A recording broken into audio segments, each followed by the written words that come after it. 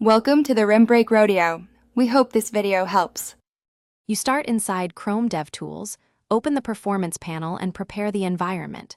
First, disable cache and enable screenshots so you capture visual context. This helps explain rendering delays. Once ready, set CPU or network throttling to reproduce realistic conditions because results differ under load.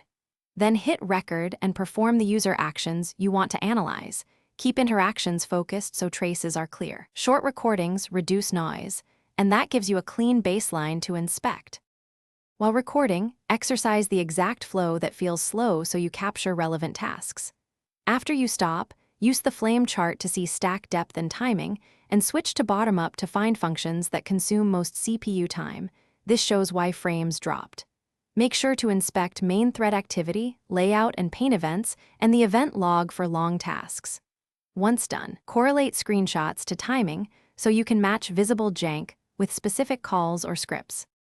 You finish by reviewing the summary to quantify time spent in scripting, rendering, and painting. This tells you where to optimize first. Select a hotspot in the flame chart, expand the stack to find the originating function, and note file and line numbers.